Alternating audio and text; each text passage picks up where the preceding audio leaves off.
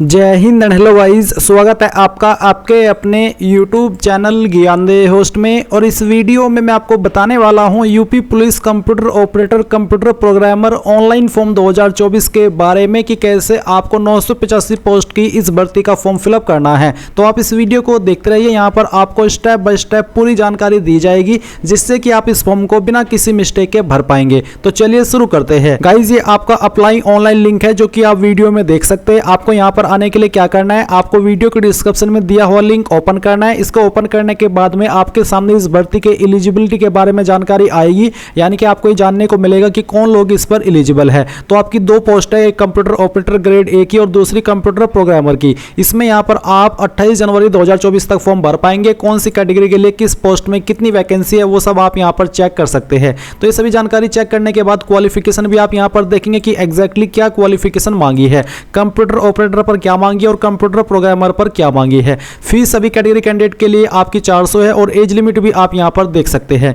And guys, मैं आपको ये भी बता दूं कि ऑलरेडी मैंने यूपी पुलिस एसआई का फॉर्म फिलअप कैसे करना है उसके लिए वीडियो बना दिए। आप इस वीडियो को वॉच करके अगर आप एसआई पर अप्लाई करना चाहते हैं तो आप कर सकते हैं। अभी आप यहां पर इंपॉर्टेंट लिंक के सेक्शन में आएंगे और आपको जिस भी पोस्ट पर अप्लाई करना है वही लिंक ओपन करना है, क्योंकि दोनों के लिए अलग अलग लिंक है। तो यहां पर जैसे कि आपको कंप्यूटर ऑपरेटर पर अप्लाई करना है तो आप पहले वाला लिंक ओपन कर लेंगे। इसको ओपन करने के बाद में यहां पर आपके सामने ये वाला इंटरफेस आएगा। अब यहां पर आपको अप्लाई ऑनलाइन पर क्लिक करना है। अप्लाई ऑनलाइन पर क्लिक करने के बाद में सबसे पहले आप आपकी पर्सनल डिटेल फिल करेंगे, जैसे कि आप यूपी पुलिस के फॉर्म को भर रहे हैं। तो इसमें आपको जो भी आपका फर्स्ट नेम है वो एंटर करना है 10th के सर्टिफिकेट के अकॉर्डिंग। फिर जो आपका लास्ट नेम है वो आप यहां पर एंटर करेंगे एंड उसके बाद में आपको पूरा नाम यहां पर एंटर करना है। फिर आती है डेट ऑफ बर्थ। तो आपको यहां पर कैलेंडर के ऊपर क्लिक करना है और जो भी आपका बर्थ का ईयर है वो आपको सिलेक्ट करना है। फिर यहां से आपका मंथ सेलेक्ट कर लेना है एंड देन डे, तो आपकी डेट ऑफ बर्थ आ जाएगी। फिर आप आपके फादर का नेम एंटर करेंगे, आपकी मदर का नेम एंटर करेंगे, जेंडर आपका क्या है वो आप यहां पर सिलेक्ट कर लेंगे।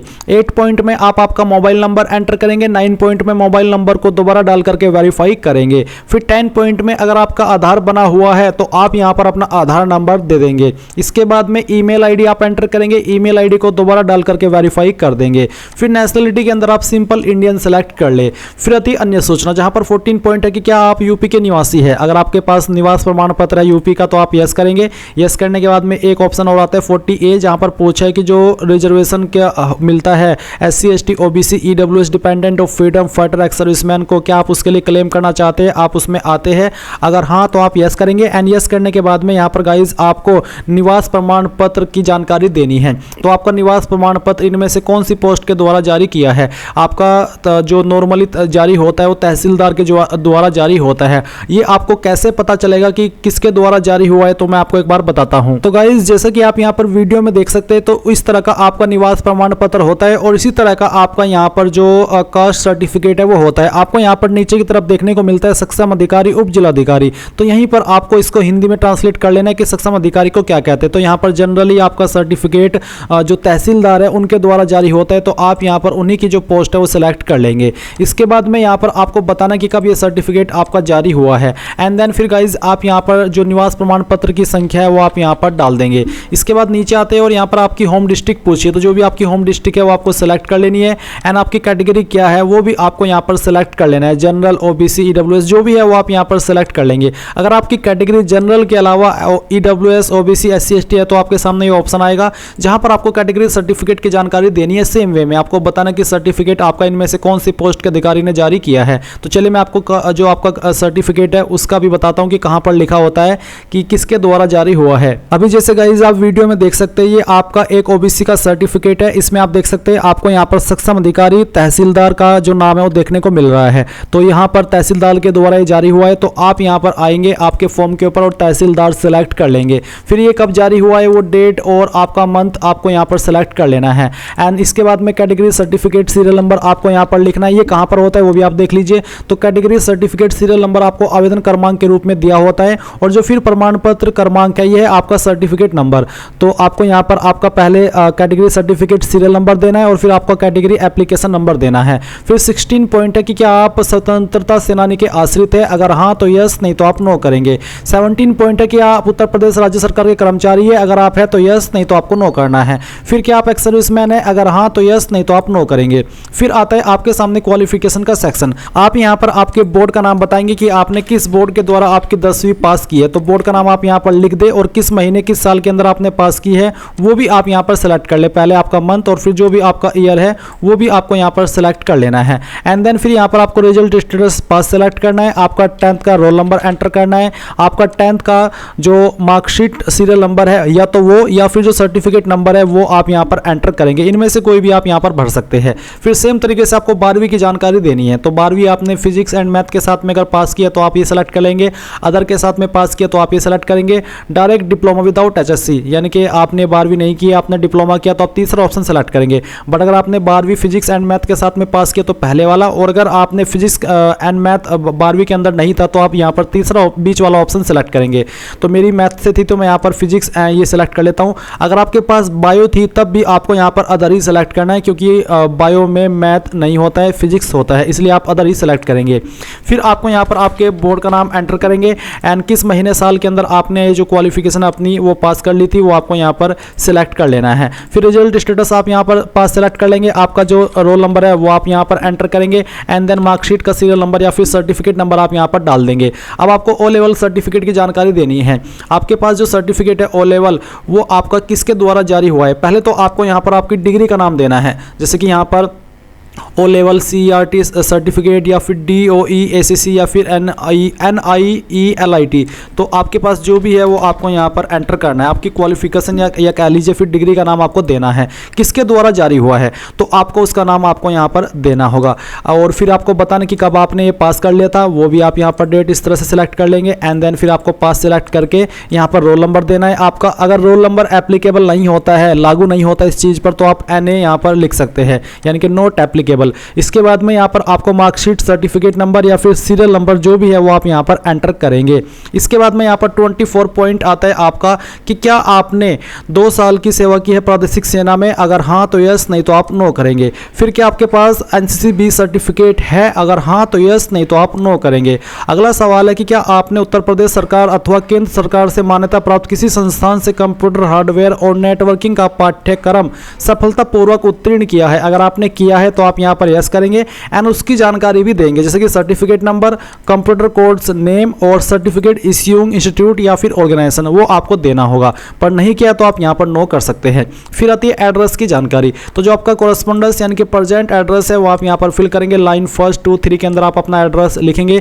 स्टेट के अंदर जो आपकी स्टेट है वो सेलेक्ट कर लेंगे। फिर आपकी जो होम डिस्ट्रिक्ट है वो आप सेलेक्ट कर लेंगे एंड देन जो आपका पिन कोड है वो भी आपको यहाँ पर डाल देना है। अगर आपका कोरेस्पोंडेंस यानी कि प्रेजेंट और परमानेंट एड्रेस एक है, दोनों एक ही है, कोई चेंजेस नहीं है, तो आप यहाँ पर सेम एज कोरेस्पोंडेंस एड्रेस के ऊपर टिक कर देंगे। पर अगर अलग है तो अनटिक करके अलग से परमानेंट एड्रेस भर दीजिएगा। फिर आप यहाँ पर सभी जानकारी चेक करते हुए प्रीव्यू एंड सबमिट इसके ऊपर क्लिक करेंगे। अब आपने जो भी जानकारी भरी है उसका प्रीव्यू आपके सामने है। आप यहाँ पर एक एक करके अच्छे से आराम से वक्त लेकर के अपनी जानकारी को चेक करें। अगर आपको लगे कि कोई जानकारी गलत हो गई है तो आप उसको अभी भी यहाँ पर नीचे आकर के बैक एडिट रिकॉर्ड के ऊपर क्लिक करके सही कर सकते हैं, क्योंकि गाइस बाद में एडिट का मौका मिले ना मिले, तो इसलिए मैं चाहता हूँ कि अच्छे से समय लगाए, कोई भी जल्दबाजी न करें, अच्छे से टाइम लगा करके सभी जानकारी को चेक करके आप यहाँ पर आगे बढ़े।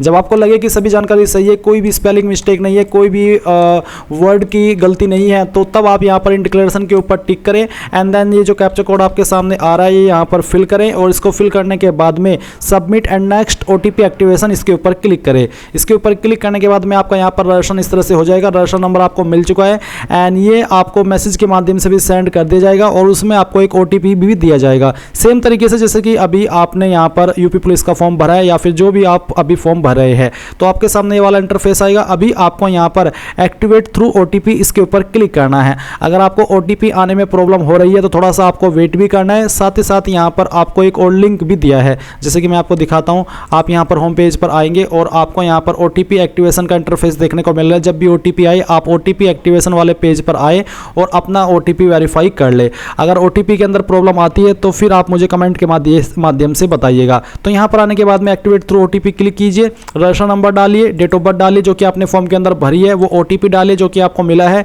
ये कैप्चा कोड डालिए एंड देन एक्टिवेट के ऊपर क्लिक कीजिए। अब गाइज आप देखेंगे कि आपका रजिस्ट्रेशन यहाँ पर एक्टिवेट हो चुका है और अब आपको यहाँ से ओके करना है। ओके करने के बाद में रजिस्ट्रेशन नंबर यहाँ पर एक बार फिर से डालिए, अपना डेट ऑफ बर्थ यहाँ पर सेलेक्ट कीजिए, ये कैप्चा कोड फिल कीजिए एंड देन लॉगिन के ऊपर क्लिक कीजिए। अब आपके सामने यहाँ पर फीस पेमेंट का ऑप्शन आएगा। आएगा। मैं आपको बता दूं कि अगर आप यहाँ पर जैसे फीस जमा कर रहे हैं और आपकी फीस बैंक अकाउंट से कट हो जाती है बट यहाँ पर अपडेट नहीं होती, तो आपको ऐसे में यहाँ पर कम से कम 2 दिन का वेट करना है। इस समय के अंदर या तो फीस आपकी अपडेट होगी या फिर आपको रिफंड होगी। बट अगर आपने दोबारा से तुरंत फीस जमा कर दी, भले ही आपकी दूसरी वाली फीस यहाँ पर अपडेट हो गई, पर वो जो पहले वाली फीस है वो आपको वापस नहीं होगी। एंड अगर अपडेट ना भी हुई दूसरी वाली, तो तब आपकी दोनों बार की फीस चली जाएगी और रिफंड नहीं होगी। तो इसलिए आपको इस चीज़ ध्यान में रखनी है, कोई जल्दबाजी नहीं करनी है। एंड अब आप यहाँ पर पे नाउ पर क्लिक करें। इसके ऊपर क्लिक करने के बाद आपको पेमेंट के पेज पर ट्रांसफर कर दिया है। आप अपनी application fees debit, credit card, internet banking, UPI यानी कि जिस माध्यम का इस्तेमाल करके जमा करना चाहे कर सकते हैं। जैसे ही आपकी फीस जमा हो जाएगी तो आपको यहाँ पर ऑटोमेटिकली इसी वेबसाइट पर डायरेक्ट किया जाएगा जहाँ से आपने फॉर्म फिल करना स्टार्ट किया था। मैं आपको जब मैंने यूपी पुलिस कांस्टेबल की फॉर्म फिलअप की वीडियो बनाई थी उसी से आगे का इंटरफेस दिखा रहा हूँ। वो इसलिए क्योंकि गाइज यहाँ पर ये 400 रुपये फीस काफ़ी बड़ा अमाउंट है और ये वेस्ट जाता है, क्योंकि मैं जो इस फॉर्म के अंदर जानकारी भरा हूँ ये कोई रियल जानकारी नहीं है, वैसे ही भरी है मैंने, सिर्फ आपको बताने के लिए, समझाने के लिए। और बात इन 400 रुपये की भी नहीं है, बात है कि ये वेस्ट जाता है क्योंकि ये किसी के काम नहीं आता। अगर ये किसी के काम आ रहा होता है जिसको जनरली नीड है फॉर्म भरने की और उसके पास फीस नहीं है, तो मैं उसको पे कर देता, कोई इशू नहीं होता। पर यहाँ पर यार ये वेस्ट जाता है और मैं नहीं चाहता कि इतना बड़ा अमाउंट वेस्ट जाए। इसलिए मैं आपको, जब मैंने यूपी पुलिस कांस्टेबल का फॉर्म भरा था उस वक्त मैंने फीस पे की थी, वो भी वेस्ट ही गई थी, पर उससे काफ़ी लोगों को कुछ सीखने को मिला था और उसका भी इंटरफेस सेम रहेगा। तो चलिए मैं आपको दिखाता हूँ। तो गाइज फीस पेमेंट करने के बाद में इस तरह से आपके सामने जानकारी आएगी, जैसे कि आप यहाँ पर वीडियो में देख सकते हैं। इसमें आपको photo, signature and document upload करने को बोला है। यहाँ पर आपको डिजी लॉकर का भी ऑप्शन देखने को मिलेगा। अगर आप डिजी लॉकर से बिना किसी एरर के, बिना किसी प्रॉब्लम के अपने डॉक्यूमेंट अपलोड कर पा रहे हैं, फैच कर पा रहे हैं, तो अच्छी बात है। अगर नहीं हो रहा है तो सिंपली अपने जो डॉक्यूमेंट है स्कैन कीजिए और अपलोड कर दीजिए, क्योंकि गाइज यहाँ पर वो बिल्कुल ऐसा नहीं है कि हाँ अगर आप डिजी लॉकर से नहीं कर रहे तो आपका फॉर्म रिजेक्ट हो जाएगा, ऐसा कुछ नहीं है। कर पा रहे तो अच्छी बात है, नहीं कर पा रहे तो सिंपल स्कैन कीजिए और अपलोड कर दीजिए। तो यहाँ पर पहले तो आपको फोटो एंड साइन अपलोड करना होगा। फोटो का फॉर्मेट कितना क्या रखा है वो आप देख सकते हैं, जेपीईजी, जेपीजी, पीएनजी का, और साइज 20 से 50 के भी रखा है। तो चूज फाइल के ऊपर क्लिक करेंगे, जहां पर फोटो फाइल है सिलेक्ट करेंगे एंड देन अपलोड के ऊपर क्लिक करेंगे तो आपका फोटो आ जाएगा। इस प्रकार से आपको आपका सिग्नेचर अपलोड करना है। इसका साइज 5 से 20 के बीच में रखा है, तो इस तरह से आपका यहाँ पर साइन भी आ जाएगा। देन आप यहाँ पर 10th का सर्टिफिकेट अपलोड करेंगे। आपको मार्कशीट नहीं सर्टिफिकेट अपलोड करना है। अगर आपकी मार्कशीट और सर्टिफिकेट अलग अलग है तो आप उनको एक इमेज में बना करके यहाँ पर अपलोड कर सकते हैं, तो तब भी कोई प्रॉब्लम नहीं होगी। तो आप यहाँ पर वो अपलोड कीजिए, फिर आपको आपका 12th का मार्कशीट या फिर कह लीजिए सर्टिफिकेट अपलोड करना है।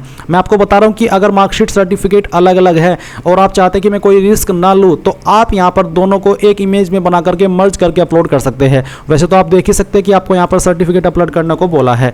फिर आपको आपका मूल निवास प्रमाण पत्र अपलोड करना है, फिर जो आपका कंप्यूटर सर्टिफिकेट है वो अपलोड करना है। अगर आप SC ST OBC है तो आपको कास्ट सर्टिफिकेट अपलोड करने का भी यहाँ पर ऑप्शन मिलेगा, आप कास्ट सर्टिफिकेट भी अपलोड करेंगे। एंड जैसे ही आप ये सभी डॉक्यूमेंट अपलोड कर देंगे तो फिर आप यहाँ पर फाइनल सबमिशन एंड नेक्स्ट इसके ऊपर क्लिक करेंगे तो आपका ये जो फॉर्म है वो यहाँ पर सबमिट हो जाएगा और इस तरह का आपके सामने इंटरफेस आ जाएगा। सो गाइज इस तरह से आप अपना एप्लीकेशन फॉर्म भर पाएंगे। आई होप ये जानकारी आपको पसंद आई होगी। अगर कोई सवाल, कोई डाउट अभी भी रह गया है तो आप कमेंट के माध्यम से पूछ लीजिएगा। एंड अगर अभी तक आपने वीडियो को लाइक नहीं किया तो फटाफट से वीडियो को लाइक कर दो, चैनल को सब्सक्राइब करके बेल आइकन ऑन कर लो। Thanks for watching. जय हिंद।